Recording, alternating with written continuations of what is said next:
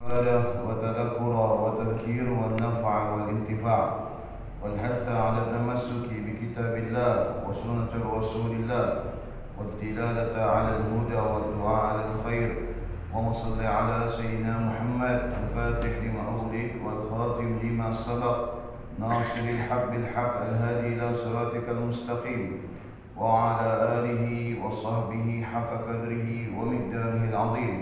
سبحانك لا علم لنا إلا ما علمتنا إنك أنت العليم الحكيم. رب اشرح لي صدري ويسر لي أمري واحلل عقدة من لساني يفقهوا قولي. وصلى الله على سيدنا محمد وعلى آله وصحبه وسلم والحمد لله رب العالمين. الحمد لله رب العالمين وبه نستعين على أمور الدنيا والدين. والصلاة والسلام على أشرف الأنبياء والمرسلين سيدنا محمد وعلى آله وصحبه أجمعين. قال المصنف رحمه الله ونفعنا وبعلومه في الدارين إلى أن قال: الباب 19 في الأمر بالمعروف والنهي عن المنكر. Bab yang ke-19 yang menjelaskan dan yang membahas tentang perkara amar ma'ruf dan nahi munkar. Sebagaimana apa yang saya sampaikan di pertemuan sebelumnya, bahwasanya al-amru bil ma'ruf, ma'ruf itu daripada kalimat maf'ul bih, yaitu diambil dari kalimat arafa ya'rifu, sesuatu yang umum yang telah diketahui. Sama dengan munkar, yaitu sesuatu yang umum diketahui. Artinya kebaikan yang umum diketahui, maka kita dianjurkan untuk melaksanakan atau memerintahkan. Dan sesuatu yang umum diketahui akan kerusakan dan kemungkarannya, maka kita berkewajiban untuk mencegah. Akan tetapi perkara amar bil ma'ruf dan nahi munkar ini adalah satu di antara cara untuk mendekatkan diri kepada Allah. Dan semua para nabi dan para rasul diperintahkan oleh Allah untuk beramar ma'ruf dan nahi munkar.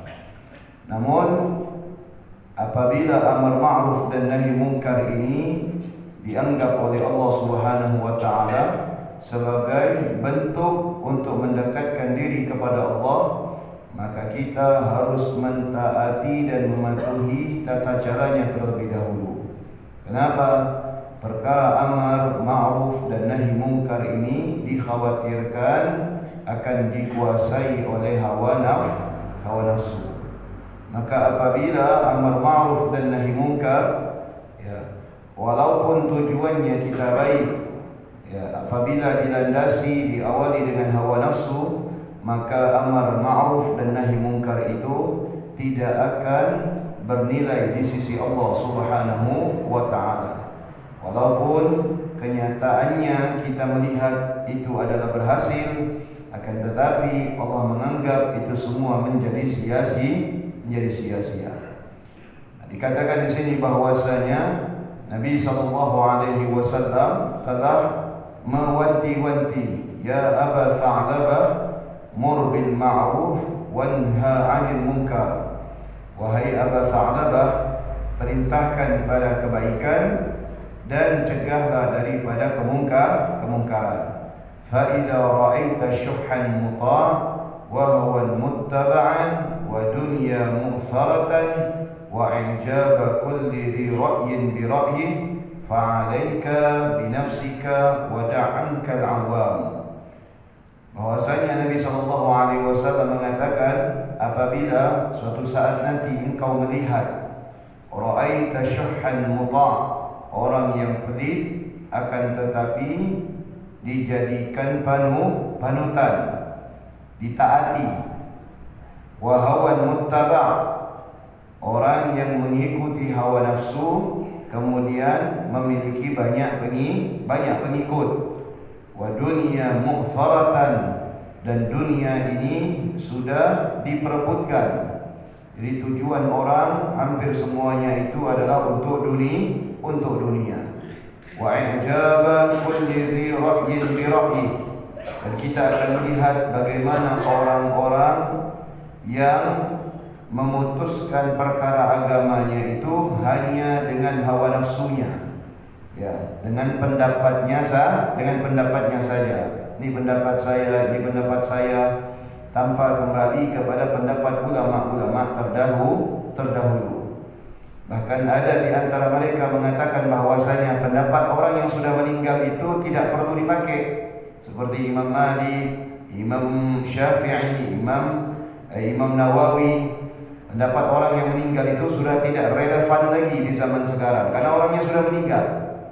Ada yang berpendapat demikian, ya, naudzubillah. Nah, yang semacam ini akan terjadi di akhir zaman, kata Nabi SAW. Kalau sudah semacam ini, ya, orang yang pelit kemudian ditaati, orang yang mengikuti hawa nafsu, banyak pengikutnya, dan kemudian orang-orang berebut untuk mendapatkan dunia mereka, dan kita akan melihat bagaimana orang-orang berpendapat dengan hawa nafsunya, maka bagaimana? Fa'alaika binafsika wada'ankal awam. Maka hendaknya engkau harus bisa menguasai dirimu sendiri. Artinya menguasai di sini kita harus bisa membawa diri kita ke hal-hal yang baik. Wada'ankal awam, dan tinggalkan segala sesuatu yang umumnya dilakukan oleh orang lain. Karena pada saat itu orang-orang tengah sibuk untuk memperebutkan atau fokus kepada dunia mereka dan sebagainya. Inna min waraikum fitanan ka qita'il lailil muzlim. Karena sesungguhnya kata Nabi SAW akan terjadi di dalam kehidupan kalian fitnah, ya, fitnah yang sangat besar. Ka qita'il lailil muzlim, seperti potongan malam di malam hari. Kita tidak akan bisa membedakan potongan malam di malam hari, betul tidak? Pergantian malam di malam hari itu kita tidak bisa membedakan. Kita bisa membedakan pergantian pagi ke siang, siang ke sore, betul? Tapi kalau malam bisa? Tidak bisa, karena sama-sama gelap. Ya. Perbedaan antara habis isya dengan sepertiga malam, jam 3, bisa tidak kita bedakan? Tidak bisa, warnanya sama. Membedakan pagi dengan siang bisa kita. Membedakan siang dengan sore bisa. Dilihat dari panasnya, betul. Dilihat dari terangnya, bisa. Tapi membedakan potongan malam dari kegelapan malam itu kita tidak bisa. Dan itulah fitnah yang terjadi di akhir zaman. Lil mutamassiki fiha bimithli ma antum alaihi ajrun 50 minkum. Di saat kita mampu bertahan sebagaimana yang diperintahkan oleh Nabi SAW dan tidak ikut kepada mayoritas apa yang dilakukan oleh orang lain, ya, maka di saat itu ibadah kita akan dinilai oleh Allah laksana ibadahnya sebanyak 50 orang. Jadi di saat kita fokus kepada ibadah kita saja tanpa ikut-ikutan bagaimana orang lain itu memperebutkan dunia mereka, bagaimana orang lain itu berpendapat dengan hawa nafsu mereka, bagaimana mengeluh-elukan tokoh yang tidak pantas untuk dijadikan tokoh, ya, maka di saat kita mampu beribadah, ya, ibadah kita dianggap laksana ibadah sebanyak 55 orang, setara dengan ibadahnya 50 orang. Nah, kemudian di catatan kaki di sini dikatakan mughfiratun ay mukhtara ala umuriddin, yaitu ada sebagian dalil yang menjelaskan tentang fenomena akhir zaman yang membuat kita itu akan kagum atau kaget. Di mana di sini Nabi SAW mengatakan, apa kata Nabi SAW? Makna daripada hadis tadi, ya, di dalam kitab Tuhfatul Ahwadhi beliau mengatakan, ta'ajjalu bil a'malis salihah qabla maji'il fitan al-muzlima min al-qatli wal nahbi wal ikhtilaf bainal muslimin fi amri dunya wad din. Di saat kejadian semacam itu, apa yang harus kita lakukan? Dimulai dari sekarang, tidak menunggu itu terjadi. Tapi sekarang ini kita sudah memulai. Ya, kita sudah melaksanakan sebelum sesuatu atau fitnah ya yang diibaratkan potongan kegelapan di malam hari itu terjadi, apa yang harus kita lakukan? Maka perintah beliau yang harus kita lakukan adalah ta'ajjalu bil a'malis sholihah. Amal soleh apa yang bisa kita kerjakan sekarang, maka kerjakan. Jangan ditunda atau menunggu. Ya, jangan menunggu atau menunda. Tapi apa yang bisa kita kerjakan, kerjakan sekarang. Qabla maji'il fitan, sebelum fitnah itu datang. Kalau sudah fitnah datang, maka ibadah kita itu akan sedikit. Kenapa? Karena dikhawatirkan kita itu akan masuk di dalam fitnah. Kita itu akan terjebak di dalam fitnah. Dan di zaman sekarang ini sudah zamannya. Di antaranya adalah fitnah media sosial. Itu kalau kita lihat ya di beberapa grup atau beberapa konten-konten, di situ kita akan melihat bagaimana ya pertengkaran, pertikaian, perselisihan ya di dalam permasalahan agama, dan sebenarnya itu sudah dibahas oleh ulama-ulama terdahulu. Dari zaman dahulu sampai zaman sekarang tidak ada habis-habisnya orang bahas hukum tahlil. Betul tidak? Ya. Hukum membaca zikir secara berjamaah, hukum membaca qunut, hukum melafadzkan usolli, hukum imsak dan lain sebagainya. Ya, itu sudah dibahas ya beberapa abad yang lalu oleh para ulama. Di zaman sekarang ini dibahas lagi. Dan yang membahas itu bukan orang yang berilmu, tapi orang yang baru mengenal dunia hijrah, kemudian melihat orang lain yang tidak sealiran dengannya itu adalah sebagai golongan yang sesat. Bayangkan Pak, buku silat hijrah ya ngonten, lalu dia membahas tentang tahlil, tentang kunut, tentang zikir habis sholat. Ya, itu dibahas. Padahal bukan ahlinya. Ya, nyebut ayat kadang-kadang salah. Saya dengar sendiri dia nyebut ayat itu salah. Jangankan nyebut ayat, ya, jangankan nyebut dalil, nyebut ayat saja salah, apalagi nyebut dalil. Yang mana dalil itu apabila pendapat ulama yang diambil dari kitab-kitab klasik sudah jelas sudah ada harokatnya. Ya. Nyebut Al-Quran saja, nyebut ayat Al-Quran keliru, apalagi nyebut dalil yang lain. Dia bikin konten, nanti ceramahnya ustaz-ustaz ya yang membahas tentang tahlil, yang membahas tentang kunut, dalil-dalilnya itu ada, nanti ditampilkan. Lalu nanti dia bahas. Padahal ilmu sudah ada. Ya, ini sudah di zamannya. Dan yang semacam ini kalau kita lihat pengikutnya banyak. Dan semua di kolom komentar itu kalau kita baca dan kita lihat, semua itu memberikan dukungan. Oh, ada yang mengatakan semangat Pak Ustaz. Ustaz dari mana? Ya, ngaji ya tak bisa. Ya, apa namanya, pensiun dari guru silat karena tak ada murid ada. Ya, lalu kemudian hijrah langsung menjadi ustaz. Riwayat belajar tak ada, betul tak? Ya, sanadnya tak ada dan lain sebagainya. Ini sudah di zamannya. Dan yang anehnya Pak, yang anehnya ya, kalau kita mengikuti konten tersebut, kita akan kehilangan banyak waktu. Dan waktu kita itu bisa dipastikan 50% habis untuk apa? Untuk melayani orang-orang semacam mereka. Ya, itu dimaksud oleh Imam Ghazali betul. Ya, Di saat itu kita akan terjebak di dalam fitnah, sementara kita akan lalai dengan ibadah. Kita akan terjebak dengan fitnah dan kita akan lalai dengan ibadah. Padahal kewajiban kita itu adalah ibadah. Bukan nimbrung, ikut-ikutan dan lain sebagainya. Apalagi di zaman sekarang ini, ya, bahas isu masalah nasab.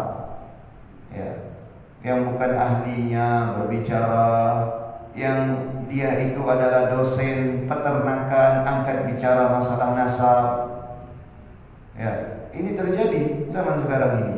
Yang bukan ahlinya berbicara. Ada yang mengatakan masalah nasab ini tidak boleh dikaji dengan ilmu fikih, harus dikaji dengan tes DNA. Ini kata siapa? Masalah nasab itu tidak akan lepas daripada ilmu fikih.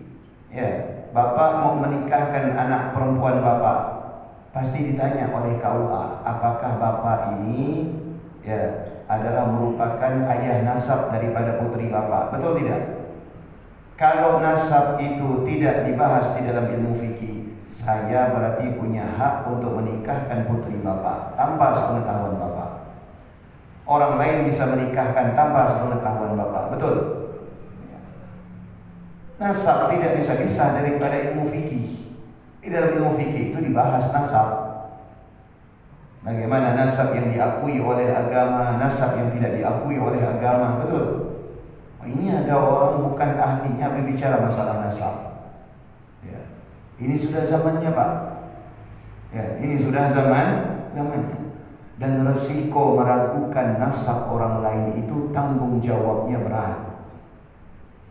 Resiko meragukan nasab orang lain itu tanggung jawabnya berat. Apa tanggung jawabnya? Tanggung jawabnya di dunia akan mempertanggungjawabkan apa yang dia ucapkan di akhirat. Andaikan apa yang dia ucapkan itu tidak terbukti kebenarannya, maka akan siap-siap semua amal baiknya akan dihapus oleh Allah. Na'udzubillah. Itu resiko orang yang meragukan nasab. Siapapun, nasab siapapun. Meragukan nasab tetangga kita, kemudian menceritakan kepada orang lain, membeberkan, meragukan nasab keluarga kita, menceritakan kepada orang lain dan membeberkan. Kalau tidak terbukti, maka resikonya semua amal kita akan dihapus oleh Allah. Nah, kalau kita tahu semacam ini, apakah kita mau melibatkan diri kita dalam masalah nasabnya orang lain? Ya,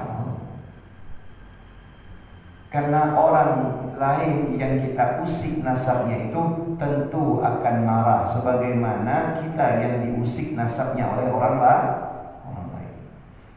Jelas tidak? Ini sudah di zamannya. Kemudian apa kata beliau? Waqtilaf bainal muslimin fi amri dunya wad din. Kita akan menyaksikan bagaimana perselisihan yang terjadi di kalangan orang-orang muslim, baik itu perselisihan masalah agama atau masalah dunia. Pertikaian, perselisihan, perpecahan masalah agama atau masalah dunia. Apalagi masalah dunia, Pak. Di zaman sekarang ini barangkali yang saya amati di medsos itu lagi seru-serunya membahas ini di bidang perempuan ini terjadi. Skincare palsu. Betul enggak, Bu? Lagi rame nih bahas nih. Bapak-bapak tahu enggak skincare, Pak? Nah, yang bikin wajah ibu-ibu itu glowing, Pak. Nah, ini lagi rame-ramenya bahas skincare palsu. Produk-produk kecantikan palsu. Lagi rame itu Pak bahas. Istilahnya lagi hot, lagi panas. Bukan saja perkara agama, tapi juga perkara dunia. Nah, orang yang melibatkan dirinya padahal dia tidak dirugikan, atau dia bukan orang yang memiliki produk, tapi dia mau melibatkan dirinya terjun di dalam fitnah tersebut, berarti dia sudah membuang dan menyia-nyiakan separuh waktunya untuk hal yang sia-sia. Kemudian apa dikatakan di sini? Fa innakum la tatiqun al-a'mal fiha ala wajhil kamal. Di saat itu ya, dikatakan bahwasanya apabila sudah terjadi maka kalian tidak akan maksimal di dalam beribadah. Ya, kenapa? Karena kalian akan disibukkan dengan fenomena fitnah yang terjadi. Oh, udah azan masih beladen sama orang di grup tuh. Ya, oh masih azan, belum qomat, masih beladen. Begitu qomat, masih beladen. Oh, masih qomat, belum tahiyat. Ya, begitu udah tahiyat imam, masih beladen. Oh, masih tahiyat, belum salam. Ya, begitu imam udah salam, assalamualaikum warahmatullahi wabarakatuh, masih ada waktu, bisa masuk. Ya, bisa sholat di waktu yang kedua, terus diundur, akhirnya melalaikan waktu, beladen terus dan sebagainya, habis waktu. Ya, menjadi sia-sia. Ma antum alaihi ajru 50 minkum. Kalau sudah seperti ini, Pak, di saat mayoritas manusia itu disibukkan dengan sesuatu yang tidak penting, baik perkara dunia atau perkara agama bagi dirinya, bagaimana orang yang mampu beramal? Maka kata Nabi SAW, amalnya setara dengan 50 orang. Amalnya itu setara dengan 50 orang. Faslun inna i'lam anna al-amra bil ma'ruf lahu arkan arba'ah. Ketahuilah, kata Imam Ghazali, sesungguhnya amar ma'ruf itu ya terdiri dari 4 rukun yang wajib dipenuhi. Nih, supaya amar ma'ruf kita dianggap sebagai amar ma'ruf harus memenuhi 4 rukun. Jadi tidak bisa amar ma'ruf itu sembarangan. Misalkan kita mau beramar ma'ruf tapi tidak tahu tentang rukunnya, berarti tidak dinamakan amar ma'ruf. Sah tidak amar ma'rufnya? Tidak sah. Sama dengan sholat. Ada berapa rukun sholat? Ada 13. Begitu kita mau melaksanakan sholat, ditanya rukun sholat ada berapa? Tidak tahu. Ada jumlahnya berapa? Tahu rukun sholat itu apa? Tidak tahu. Sah tidak sholatnya? Tidak sah. Orang sholat tidak tahu rukun sholat, sholatnya tidak sah, walaupun sholatnya benar. Takbir, ya, kemudian baca Fatihah, kemudian ruku, kemudian i'tidal, sujud sampai salam, semuanya benar. Tapi ditanya rukun sholat itu apa? Tidak tahu, sholatnya tidak sah. Ya. Kok bisa, Pak Ustaz? Ya, alasannya adalah mengetahui rukun ibadah. Setiap ibadah itu hukumnya wajib, supaya ibadah kita selamat. Supaya ibadah kita selamat. Kalau orang ibadah tidak mengetahui rukun ibadah, suatu saat dia meninggalkan satu rukun saja, dikhawatirkan satu rukun ini tertinggal, maka ibadahnya tidak sah. Itu tidak mengetahui rukun, tidak bisa membedakan mana rukun ibadah, mana sunnah ibadah, ibadahnya tidak sah. Baca Fatihah hukumnya wajib atau sunnah? Wajib. Kalau ada yang mengatakan, oh tidak tahu saya wajib atau sunnah, tidak sah Fatihahnya. Ya. Atau ditanya, apa rukun sholat, apa sunnah sholat? Tidak tahu, sholatnya tidak sah, walaupun sholat yang dikerjakan benar. Ya. Begitu juga dalam hal amar ma'ruf dan nahi mungkar, punya rukun yang wajib dipenuhi, ada 4. Apabila 4 ini satu di antaranya tidak terpenuhi, maka amar ma'rufnya tidak dianggap oleh Allah Subhanahu wa taala sebagai amar ma'ruf. Ya, tidak dianggap oleh Allah sebagai amar ma'ruf. Amar ma'rufnya batal. Kenapa? Karena tidak dipenuhi oleh rukun-rukun amar ma'ruf. Amar ma'ruf ini bukan hanya sekedar kita memerintahkan orang untuk berbuat baik, tapi kita harus tahu yang memerintahkan siapa, yang diperintah ini siapa, jenis apa yang kita perintahkan, dan tujuannya untuk apa. Dan beramar ma'ruf nahi mungkar ini bukan hanya kewajiban milik organisasi, tetapi kewajiban secara individu. Di rumah tangga yang wajib amar ma'ruf siapa? Orang tua kepada anak-anaknya. Di dalam tempat kerja yang wajib beramar ma'ruf siapa?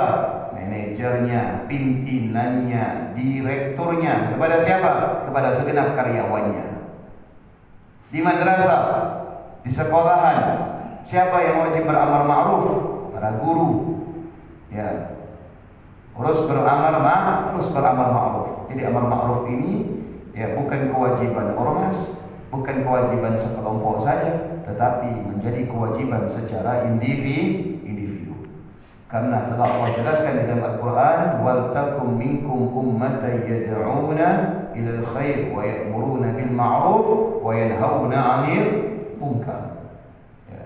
Hendaknya kalian menjadi sekelompok orang yang senantiasa menyeru kepada kebaikan dan mencegah kepada kemungkaran. Dan Nabi SAW bersabda, la tazalu ta'ifatun min ummati zahirina 'alal haq. Bagaimana rusaknya zaman, Pak, Bu? Bagaimana rusaknya zaman?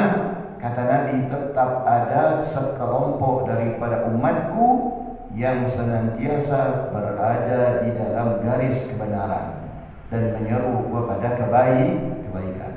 Rusaknya bagaimana zaman ini, tetap ada kelompok tersebut. Dan kita berharap kita bagian daripada kelompok tersebut. Baik di dalam rumah tangga kita, biarlah rumah tangga orang rusak, asal rumah tangga kita tidak rusak. Ya, biarlah lingkungan orang lain rusak, asal lingkungan kita tidak rusak. Bagaimana caranya supaya rumah tangga kita, lingkungan kita tidak rusak? Kita harus beramar ma'ruf. Rumah tangga orang lain kalau hujan bocor dibiarkan, rumah kita jangan. Ya, rumah kita kalau ada bocor ya diperbaiki. Itu adalah merupakan nahi mungkar. Ya, kenapa? Kalau kita biarkan bocor itu, maka akan mengakibatkan rumah kita banjir, rumah kita rusak. Kalau rusak, bukan saja rumah, perabotnya juga rusak. Yang tinggal di dalam rumah juga tidak betah. Ya, menyerukan pada kebaikan, melihat rumah tangga orang lain tidak menyerukan kepada kebaikan kepada istri dan anak-anaknya, tidak masalah, asal itu tidak terjadi di dalam rumah tangga kita. Kita punya istri, kita perintahkan untuk menutup aurat. Kita punya anak, kita perintahkan untuk menegakkan sholat. Kita punya keluarga, kita perintahkan untuk menjalankan ketaatannya kepada Allah Subhanahu wa ta'ala. Itu cara beramar ma'ruf. Maka amar ma'ruf itu terdiri dari empat rukun. Yang pertama, al-muhtasib, orang yang melakukan amar ma'ruf nahi mungkar. Al-muhtasib ini adalah orang yang melakukan amar ma'ruf nahi mungkar. Dan orang yang melakukan amar ma'ruf nahi mungkar ini harus punya kriteria.